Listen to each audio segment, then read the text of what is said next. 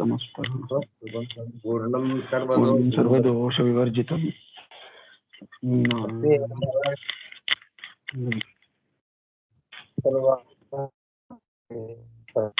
भजे संसारಕ್ಕೆ सज्जनान् ध्यान तस्मान् गिरं भजे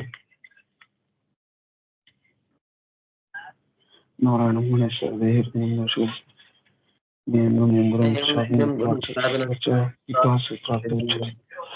ओम ओम अथातो ब्रह्म जिज्ञासा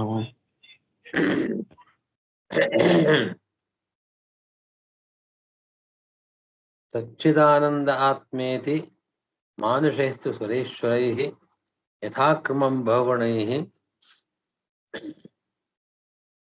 उपास्यः यथाक्रमं ಭವಣೈರುಪಾಸ್ಯಃ ಅಂತ ಏನು ಅನುಭಾಷ್ಯ ಇದೆ.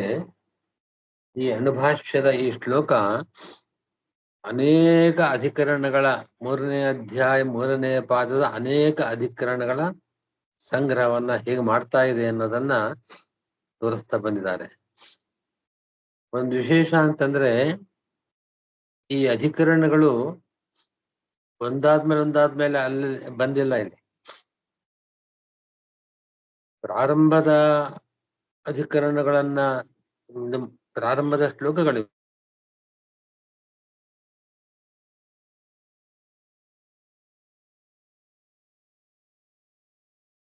ಆದರೆ ಈ ಆಚಾರ್ಯರ ಅಣುಭಾಷ್ಯದ ಈ ಶ್ಲೋಕದಿಂದ ಸಚ್ಚಿದಾನಂದ ಆತ್ಮೇತಿ ಮಾನುಷೇ ಸುರೇಶ್ವರೇ ಯಥಾಕ್ರಮಂ ಭಗಣೆ ಬ್ರಹ್ಮಣ ಪಿಗಲೆ ಗುಣೈ ಎಂಬ ವಾಕ್ಯದಿಂದ ಸಂಗ್ರಹ ಮಾಡಲ್ಪಡತಕ್ಕಂಥ ಅಧಿಕರಣಗಳು ಮಧ್ಯ ಮಧ್ಯ ಅಲ್ಲಲ್ಲಿದೆ. ರಾಘವೇಂದ್ರ ಸ್ವಾಮಿಗಳು ತತ್ವಮಂಜರಿಯಲ್ಲಿ ಆ ಮಧ್ಯ ಮಧ್ಯೆ ಬರತಕ್ಕಂತ ಅಧಿಕರಣಗಳು ಯಾವ ಯಾವ ಅಧಿಕರಣಗಳ ಸಂಗ್ರಹ ಮಾಡ್ತಾ ಇದ್ದಾರೆ ಅಂತ ಅನ್ನೋದನ್ನ ಆ ರೀತಿ ಇದೆ ಅಲ್ಲಿ. ಈಗ 20ನೇ ಅಧಿಕರಣದ ಸಂಗ್ರಹವನ್ನ ಈ ಶ್ಲೋಕ ಮಾಡ್ಕೊಡ್ತಾ ಇದೆ ಅಂತ ಹೇಳ್ತಾರೆ. 20ನೇ ಅಧಿಕರಣ, ಈ ಪಾದದ 20ನೇ ಅಧಿಕರಣ ಯಾವ್ದು ಅಧಿಕರಣ ಅಂತ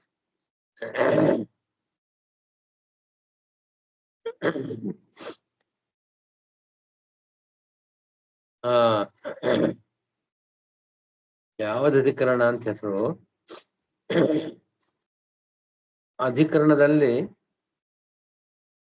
ಮೊದಲನೇ ಸೂತ್ರ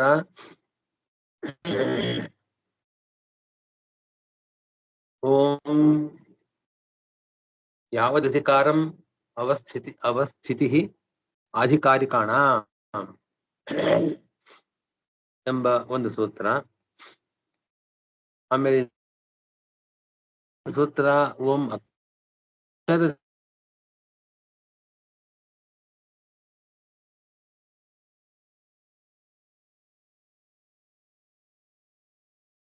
ಎರಡು ಸೂತ್ರಗಳ ಅಧಿಕರಣ ಇದು.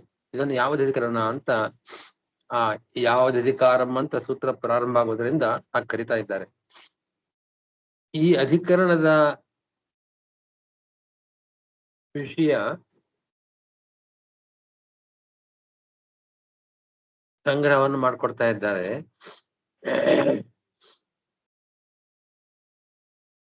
ಏನ್ ವಿಷಯ ಇಲ್ಲಿ ಅಂತಂದ್ರೆ,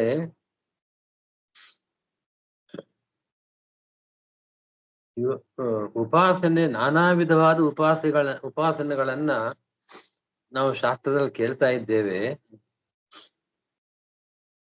ಇಲ್ಲಿ ಉಪಾಸನೆಗಳು ನಾನಾ ವಿಧವಾದದ್ದಿದೆ. ಅದೆಲ್ಲೂ ಕೂಡ ಎಲ್ಲರಿಗೂ ಮಾಡುವ ಅಧಿಕಾರ ಇಲ್ಲ. ಅವರವರ ಯೋಗ್ಯತಾನುಸಾರವಾಗಿ ಭಿನ್ನ ಭಿನ್ನ ರೀತಿಯ ಉಪಾಸನೆಗಳು ಮಾಡಲ್ಪಡತಕ್ಕದ್ದಿದೆ. ಉಪಾಸನಾ ಅಂತ ಅನ್ನೋದು ಅವರ ಯೋಗ್ಯತೆಗೆ ಅನುಸರಿಸಿ ಉಪಾಸನೆ ಅಂತ ನಾವು ಹೇಳ್ತಾರ. ಇದು ಸಿದ್ಧಾಂತ ಇದು. ಆದರೆ ಯೋಗ್ಯತೆಗೆ ಅನುಸರಿಸಿ ಉಪಾಸನೆ ಮಾಡಬೇಕು, ಅವರ ಯೋಗ್ಯತೆ ಎಷ್ಟಿದೆಯೋ ಅಷ್ಟೇ ಉಪಾಸನೆ ಮಾಡಬೇಕು, ಹೀಗೆ ಮಾಡಬೇಕು ಅನ್ನೋ ವಿಷಯದಲ್ಲಿ ಪ್ರಮಾಣ ಏನ್ ಕಾಣಿಸ್ತಾ ಇಲ್ಲ. ಆದ್ರಿಂದ ಉಪಾಸನೆ ಯೋಗ್ಯತಾನುಸಾರವಲ್ಲ. ಉಪಾಸನೆಗೆ ಅಧಿಕಾರ ಹೀಗೆ ಇದೇ ಅಧಿಕಾರ, ಈ ಅಧಿಕಾರ ಇದ್ದವರೇ ಮಾಡ್ಬೇಕು ಹಾಗೇಂತೇನಿಲ್ಲ. ಆ ವಿಷಯದಲ್ಲಿ ಪ್ರಮಾಣ ಇಲ್ಲ. ಹಾಗೆ ಒಂದು ಪೂರ್ವ ಪಕ್ಷ, ಈ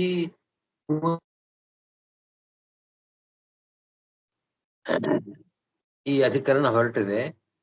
ಈ ಅಧಿಕರಣದಲ್ಲಿ ಹೇಳೋ ವಿಷಯ ಏನಂತಂದ್ರೆ, ಮೋಕ್ಷದಲ್ಲಿ ಆನಂದ ತಾರತಮ್ಯ ಇದೆ, ಸಮಾನವಾದ ಆನಂದ ಇಲ್ಲ ಎಲ್ಲರಿಗೂ ಕೂಡ.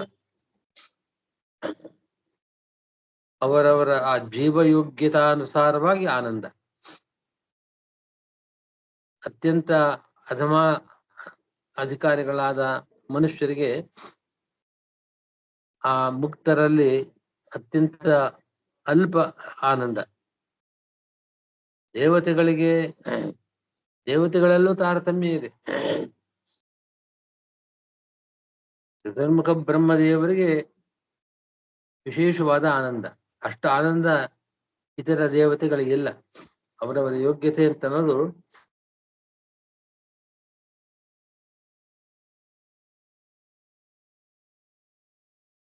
ಹಾಗೆ ಇರುವ ಕಾರಣ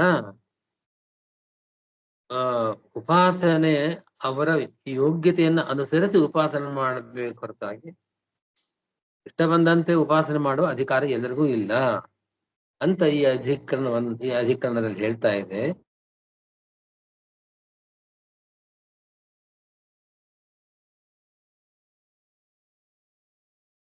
ಸಾರವಾಗಿ ವಿಷ್ಣುವಿನ ಉಪಾಸನೆ ಮಾಡತಕ್ಕಂತಹದ್ದು. ಎಲ್ಲರಿಗೂ ಉಪಾಸನೆ ಮಾಡುವ ಅಧಿಕಾರ ಇದೆ ಅಂತಂದ್ರೆ ಚತುರ್ಗುಣೋಪಾಸನೆಯಲ್ಲಿ, ಸಚ್ಚಿದಾನಂದ ಆತ್ಮ ಅಂತನ್ನೋ ಉಪಾಸನೆಯಲ್ಲಿ ಎಲ್ಲರಿಗೂ ಅಧಿಕಾರವಿದೆ. ಹಾಗೆ ಅಂತ ಈ ಅಧಿಕರಣದಲ್ಲಿ ಯಥಾಕ್ರಮಂ ಬಹುಗುಣೈರುಪಾಸ್ಯ ಅಂತ ಹೇಳುವ ಮೂಲಕ ಅಣುಭಾಷ್ಯದಲ್ಲಿ ಈ 20ನೆಯ ಅಧಿಕರಣದ ಸಂಗ್ರಹವನ್ನು ಮಾಡಿದ್ದಾರೆ ಅಂತ.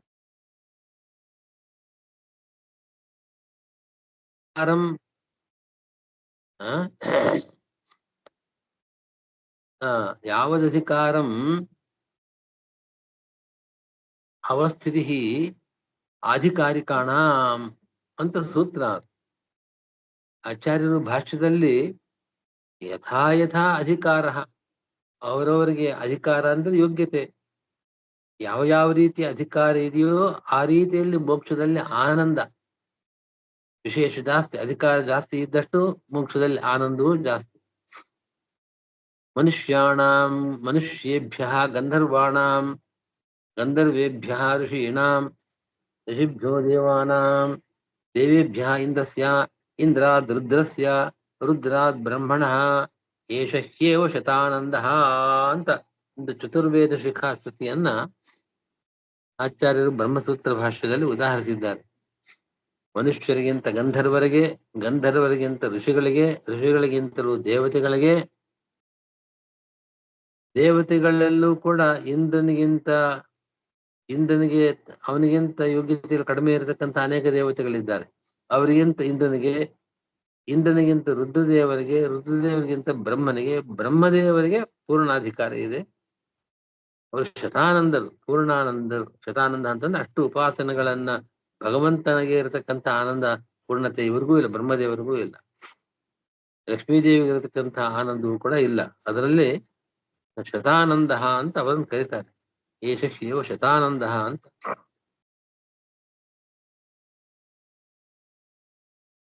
ಯಾರನ್ನ? ಬ್ರಹ್ಮದೇವರನ್ನ. ಹಾಗೆ ಆನಂದ ತಾರತಮ್ಯ ಇರುವ ಕಾರಣ ಆ ಆನಂದದ ಅಭಿವ್ಯಕ್ತಿ ಅವರವರ ಯೋಗ್ಯತೆಯ ಮೇಲೆ ಇರತಕ್ಕಂತಹದ್ದು. ಅದು ಉಪಾಸನೆಯ ಫಲ. ಹಾಗಾಗಿ ಉಪಾಸನೆ ಅಂತಂದ್ರೆ ಯೋಗ್ಯತಾನುಸಾರ ಉಪಾಸನೆ ಮಾಡಬೇಕು ಅಂತ ಹೀಗೆ ಸಿದ್ಧಾಂತ ಮಾಡಿರತಕ್ಕಂತ ಸೂತ್ರ ಇದು.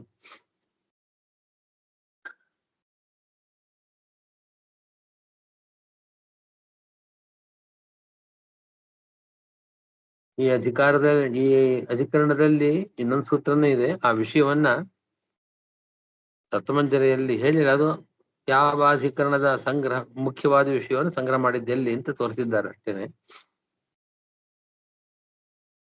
ಹೀಗೆ ತಾರತಮ್ಯವನ್ನು ಹೇಳಿದ್ರೆ ಅವ್ರಿಗೆ ಸಾಮ್ಯ ಇಲ್ಲದೆ ಹೋದರೆ ವಿರೋಧ, ಅವ್ರಿಗೆ ಮಾತ್ರ ಜಾಸ್ತಿ ಆನಂದ ಇದೆ, ನಮಗ್ ಕಡಿಮೆ ಆನಂದ ಇದೆ ಅಂತ ಈ ರೀತಿಯಾಗಿ ವಿರೋಧ ಬರೋಕ್ ಸಾಧ್ಯತೆ ಇದೆಯಲ್ವೇ? ಹಾಗೆ ಅಂತ ಒಂದು ಪ್ರಶ್ನೆ. ಅದಕ್ಕೂ ಉತ್ತರವನ್ನ ಈ ಅಧಿಕರಣದಲ್ಲಿ ಕೊಟ್ಟಿದ್ದಾರೆ. ಭಾಷ್ಯದಲ್ಲಿ ಸ್ಪಷ್ಟ ಇದೆ. ಭಾಷ್ಯದಲ್ಲಿ, ಬ್ರಹ್ಮಸೂತ್ರ ಭಾಷ್ಯದಲ್ಲಿ, ಓಂ ಅಕ್ಷರಧೆಯಾಂತು ಅವಿರೋಧ ಸಾಮಾನ್ಯ ತದ್ಭಾವಾಭ್ಯಾಂ ಔಪಸದವತ್ ತದುಕ್ತಂ ಓಂ.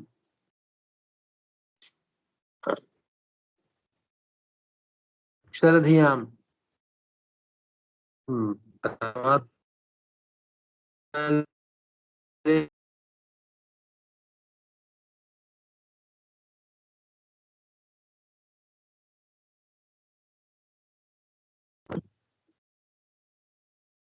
ಅಂಥವರಿಗೆ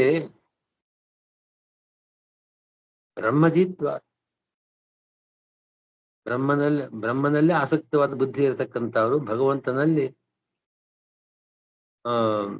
ಪರಮಾನಂದ ರೂಪನಾದ, ಪರಮೇಶ್ವರಿಯ ರೂಪನಾದ, ತಮಗೆ ಯಥೇಷ್ಟಾನಂದ ಭೋಜಕನಾದ ಭಗವಂತನಲ್ಲೇ ಇರತಕ್ಕಂತಹ ಬುದ್ಧಿಯವರು ಮೋಕ್ಷ ಕಾಲದಲ್ಲಿ ಇರತಕ್ಕವರು. ಅಂಥವರಿಗೆ ರಾಗದ್ವೇಷಾದಿ ದೋಷಗಳೇ ಇಲ್ಲ.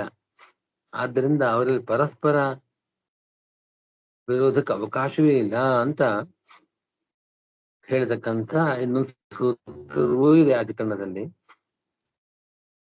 ಮನುಷ್ಯರಿದ್ದಂತೆ ಅವರಲ್ಲಿ ತಾರತಮ್ಯ ಇದರಲ್ಲಿ ನಾನಾ ವಿಧಾ ಜೀವಸಂಗಾ ವಿಮುಕ್ತವು, ನಾನಾ ವಿಧವಾದ ತಾರತಮ್ಯೋಪೇತರಾದ ಜೀವ ಸಮೂಹಗಳು ಮೋಕ್ಷದಲ್ಲಿದ್ದಾರೆ. ನಚೈವ ತೇಷಾಂ ಬ್ರಹ್ಮಧಿಯಾಂ ವಿರೋಧ, ಪರಮಾತ್ಮನಲ್ಲೇ ನಿಶ್ಚಲವಾಗಿರತಕ್ಕಂತಹ ಜ್ಞಾನ ಬುದ್ಧಿ ಇರತಕ್ಕಂಥವರು, ಅಂಥವರಿಗೆ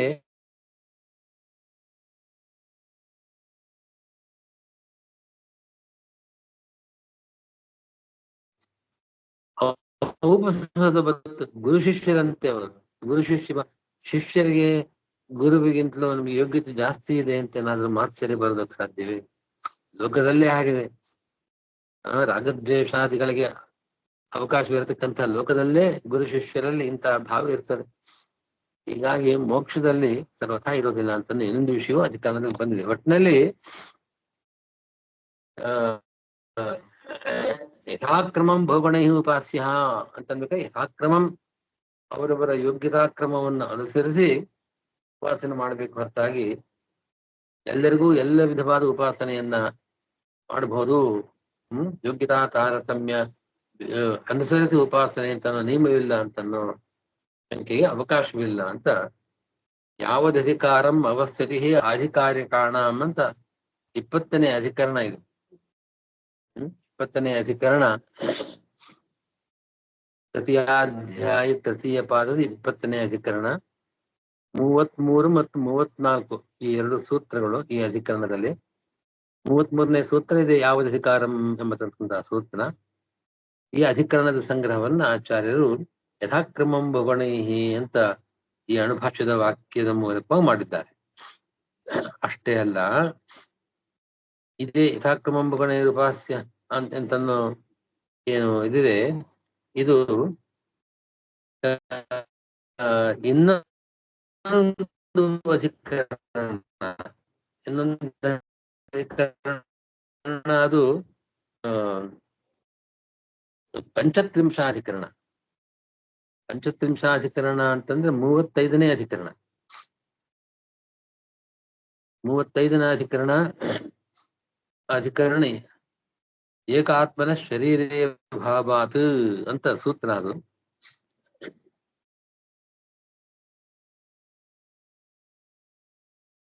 ಏಕಾಧಿಕರಣ ಅಂತ ಅಧಿಕರಣವನ್ನು ಹೇಳ್ತಾರೆ.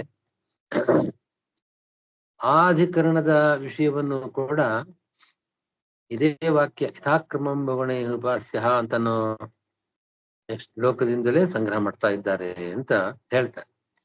ತತ್ವಮಂಜರಿಯಲ್ಲಿ ಸ್ಪಷ್ಟಪಡಿಸಿದ್ದಾರೆ ಅದನ್ನ. ಇಲ್ಲಿ ಬರೋ ವಿಷಯ ಹೀಗಿದೆ,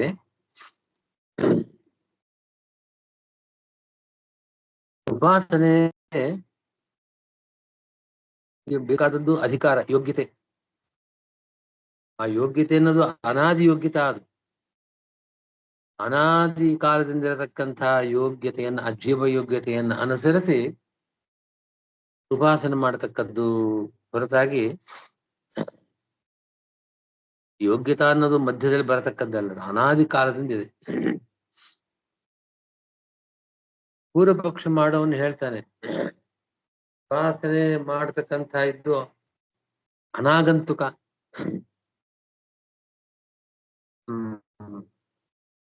ಅನಾದಿ ಕಾಲದಿಂದ ಇರತಕ್ಕಂಥದ್ದು. ಆದರೆ ಯೋಗ್ಯತಾ ಅನ್ನೋದು ಕೆಲವು ಸಂದರ್ಭಗಳಲ್ಲಿ ಆಗಂತುಕ. ಮೊದಲು ಇರೋದಿಲ್ಲ ಯೋಗ್ಯತೆ, ಆ ಕಾಲದಲ್ಲಿ ಬಂದಿರ್ತದೆ, ಉತ್ಪತ್ತಿಯ ಅವರು ಹುಟ್ಟಿದಾಗ ಬಂದಿರ್ತದೆ.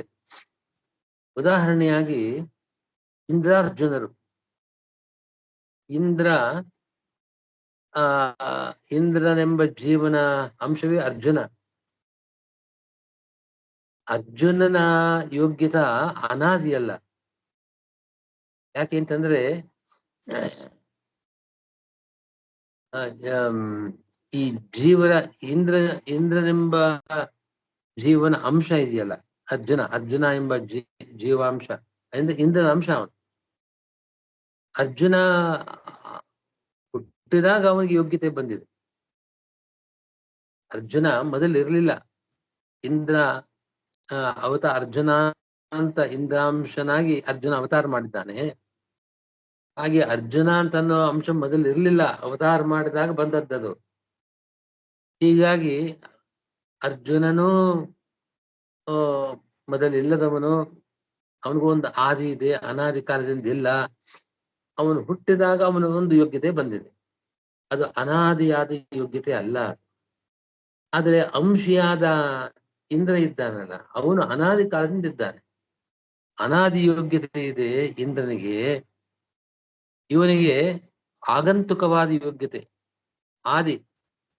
ಆಗಂತುಕವಾದದ್ದು, ಅಂದ್ರೆ ಅನಾದಿ ಕಾಲದಿಂದ ಇರತಕ್ಕದ್ದಲ್ಲ. ಹೀಗಾಗಿ ಯೋಗ್ಯತಾಧೀನವಾದ ಉಪಾಸನೆ ಅಂತಂದ್ರೆ ಇವನಿಗೂ ಕೂಡ ಆ ಯೋಗ್ಯತೆ, ಅರ್ಜುನನಿಗೆ ಯೋಗ್ಯತೆ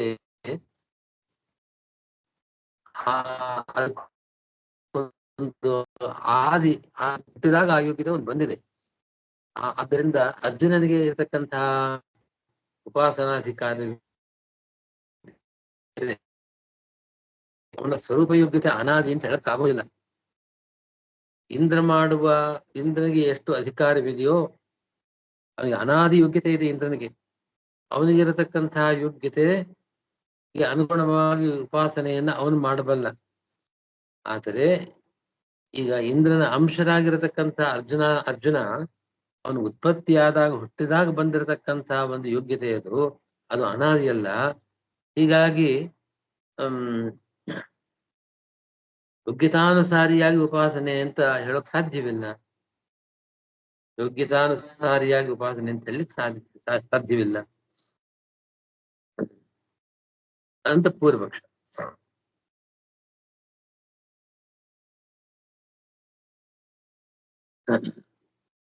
ಈ ಒಂದು ಪೂರ್ವಪಕ್ಷಕ್ಕೆ ಉತ್ತರ ಕೊಡೋದಕ್ಕೋಸ್ಕರವಾಗಿ ಈ ಒಂದು ಸೂತ್ರ ಹೊರಟಿದೆ. ಈ 35ನೇ ಅಧಿಕರಣ. ಈ ಅಧಿಕರಣದಲ್ಲೂ 2 ಸೂತ್ರಗಳಿದೆ. ಏಕಾತ್ಮನ ಶರೀರೇ ಭಾವಾತ್ ಅನ್ನೋದು 55ನೇ ಸೂತ್ರ. ಮುಂದೆ ವ್ಯತಿರೇಕ ಸದ್ಭಾವ ಭಾವಿತ್ವ ಅನ್ನೋದು ಉಪಲಬ್ಧಿವತ್ ಅಂತ 56ನೇ ಸೂತ್ರ. ಈ 2 ಸೂತ್ರಗಳು ಒಂದು ಅಧಿಕರಣ. ಅದನ್ನ ತತ್ವಮಂಜರಿಯಲ್ಲಿ ಈ 35ನೇ ಅಧಿಕರಣ ಏನಿದೆ ಇಲ್ಲೂ ಹೇಳ್ತಾ ಇದ್ದಾರೆ. ಓಂ ಆತ್ಮ ಶರೀರೇ ಏಕಾತ್ಮನ ಶರೀರೇ ಭಾವಾತ್ ಅಂತನೋ ಈ ಅಧಿಕರಣದಲ್ಲಿ ಹೇಳೋ ವಿಷಯ ಅಂತಂದ್ರೆ, ಅಂಶಾಂಶಿಗಳಿಗೆ ಅಭೇದವಿಲ್ಲ, ಏಕತ್ವವಿದೆ. ಯಾಕೆ ಅಂತಂದ್ರೆ ಇಂದ್ರ ಅಂಶಿ, ಅವನಿಗೆ ಅರ್ಜುನನಾಗಿ ಅವತಾರ ಮಾಡೋದಕ್ಕೂ ಒಂದು ಕರ್ಮ ಕಾರಣ. ಹೀಗಾಗಿ ಅಂಶಿಯಾದ ಇಂದ್ರನ ಕರ್ಮಾನುಸಾರವಾಗಿ ಬಂದಿರತಕ್ಕಂತಹ ಶರೀರ ಇದು ಅರ್ಜುನ ಶರೀರ. ಅವರಿಬ್ಬರು ಭೇದವಿದ್ದ ಪಕ್ಷದಲ್ಲಿ ಇನ್ನೊಬ್ಬನ ಕರ್ಮದಿಂದ ಮತ್ತೊಬ್ಬನಿಗೆ ಶರೀರ ಬರೋಕ್ ಸಾಧ್ಯ ಇಲ್ಲ. ಪ್ರತಿಯೊಬ್ಬರು ಕೂಡ ತಮ್ಮ ಕರ್ಮಾನುಸಾರವಾಗಿ ತಾವು ಶರೀರವನ್ನು ಪಡೆಯತಕ್ಕವರು. ಅರ್ಜುನನ ಶರೀರ ಬಂದಿದೆ, ಹುಟ್ಟಿದಾಗ ಅದು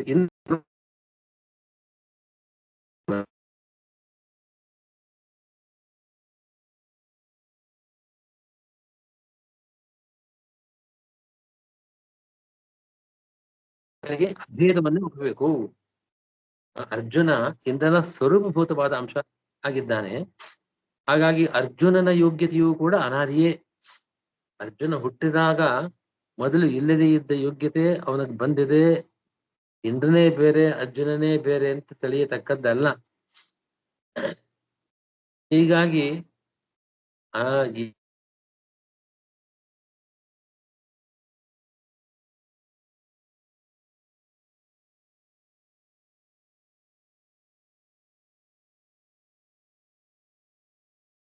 ಉತ್ಪತ್ತಿಯಾಗಿರತಕ್ಕಂತಹದ್ದು ಒಂದು ಸ್ವರೂಪ ಯೋಗ್ಯತೆ ಅನಾದಿ ಕಾಲದದ್ದಲ್ಲ.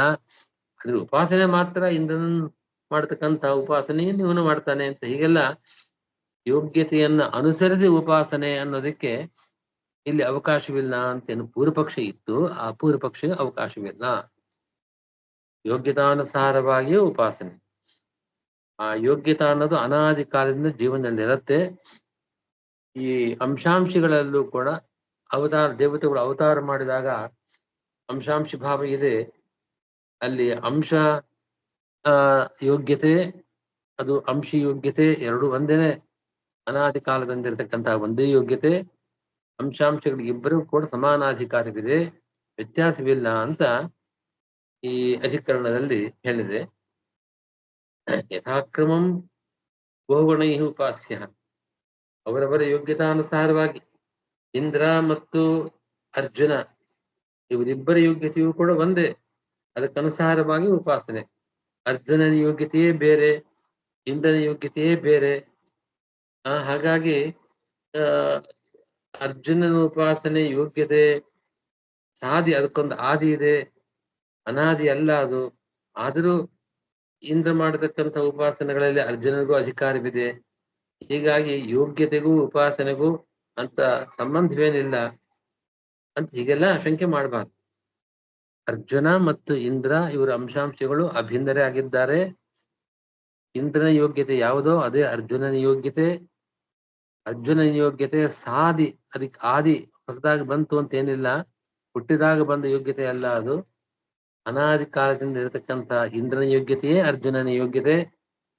ಆದ್ರಿಂದ ಆ ಯೋಗ್ಯತೆಗೆ, ಇಂದ್ರನಿಗೆ ಅನಾದಿ ಕಾಲದಿಂದ ಇರುವ ತನ್ನ ಯೋಗ್ಯತೆಗೆ ಅನುಗುಣವಾಗಿ ನಾವು ಉಪಾಸನೆ ಮಾಡಲಿಕ್ಕೆ ಅವಕಾಶವಿದೆ. ಅದೆಲ್ಲವೂ ಕೂಡ ಅರ್ಜುನನಿಗೆ ಇದೆ. ಯೋಗ್ಯತಾನುಸಾರವಾಗಿಯೇ ಉಪಾಸನೆ. ಯಥಾಕ್ರಮಂ ಉಪಾಸ್ಯ ವಿಷ್ಣು ಎಂಬ ವಿಷಯವನ್ನ ಈ ಅಧಿಕರಣದಲ್ಲಿ ಸಮರ್ಥನೆ ಮಾಡಿದ್ದಾರೆ. ಆದ್ದರಿಂದ ಏಕಾತ್ಮನ ಶರೀರೇ ಭಾವಾತ್ ಎಂಬ ಈ ಅಧ್ಯಾಯದ ಈ ಪಾದದ, ಅಂದರೆ ತೃತೀಯ ಪಾದದ 35ನೇ ಅಧಿಕರಣದ ಸಂಗ್ರಹವನ್ನು ಕೂಡ ಆಚಾರ್ಯರು ಇದೇ ವಾಕ್ಯದಿಂದಲೇ ಮಾಡ್ತಾ ಇದ್ದಾರೆ ಅಂತ ಅಭಿಪ್ರಾಯ.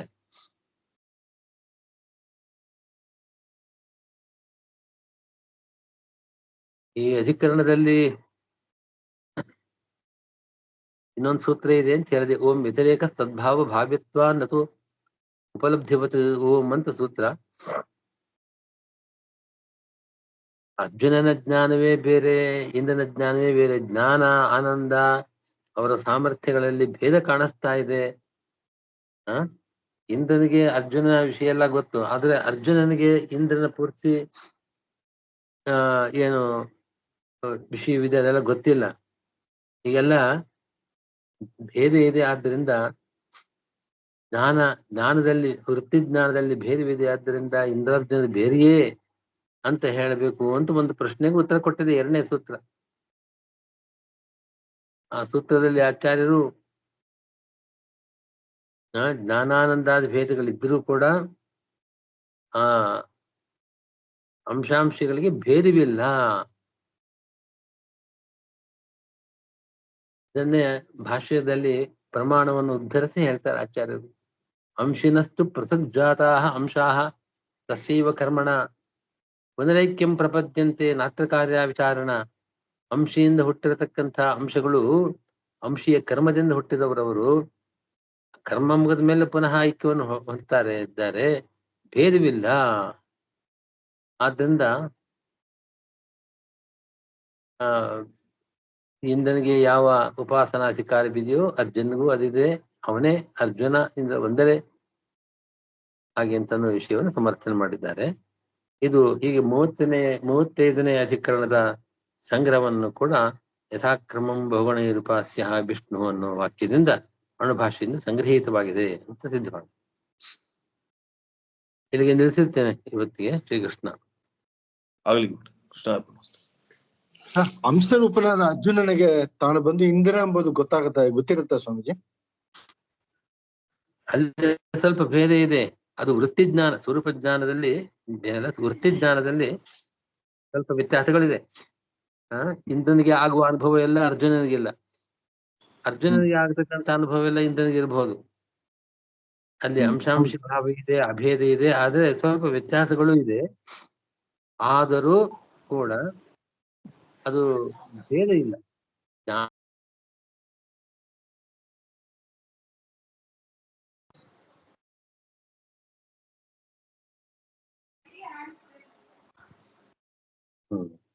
ಭೇದವಿಲ್ಲ ಅವರಲ್ಲಿ. ಜ್ಞಾನದಲ್ಲಿ ಸ್ವಲ್ಪ ಭೇದ ಇರುತ್ತೆ. ಅದು ಮನುಷ್ಯನಾಗಿ ಅವತಾರ ಮಾಡಿದಾಗ ಕೆಲವು ತಿರೋಧಾನವಾಗುವುದುಂಟು. ಕೆಲವು ಸಮಯದಲ್ಲಿ ಬಂದು ಮೂಲ ರೂಪನ ಸ್ಮರಣೆ ಮಾಡ್ಕೊಂಡ ಶಕ್ತಿನ ತಂದ್ಕೊಂತಾರ ಎಂಬುದು ಕೂಡ ಹೇಳ್ತಾರಲ್ವಾ? ಅದು ಎಲ್ಲ ಅಂಶಗಳಿಗೂ ಆ ರೀತಿ ಇರತ್ತೆ ಅಂತ ನಿಯಮ ಇಲ್ಲ. ಸ್ವಲ್ಪ ವ್ಯತ್ಯಾಸ ಇದೆ. ಮುಖ್ಯ ಪುರಾಣಿಗೆ ಮಾತ್ರ ತನ್ನ ಮೂಲ ರೂಪದಲ್ಲಿರತಕ್ಕಂಥ ಬಲ, ಜ್ಞಾನ ಎಲ್ಲವೂ ಕೂಡ ಇದೆ ಅಂತ ಮುಖ್ಯ ಪುರಾಣದ ವಿಷಯದಲ್ಲಿ ಬೇರೆ. ಇದರ ದೇವತೆಗಳಿಗೆ ಅಂಶಾಂಶಿ ಭಾವ ಇರತಕ್ಕಂಥವರಲ್ಲಿ ಸ್ವಲ್ಪ ವ್ಯತ್ಯಾಸ ಇರುತ್ತೆ ಅಂಶವಾಗಿ ಅವತಾರ ಮಾಡಿದಾಗ. ಆಯ್ತು ಸ್ವಾಮಿ, ನಮಸ್ಕಾರ. ನಮಸ್ಕಾರ.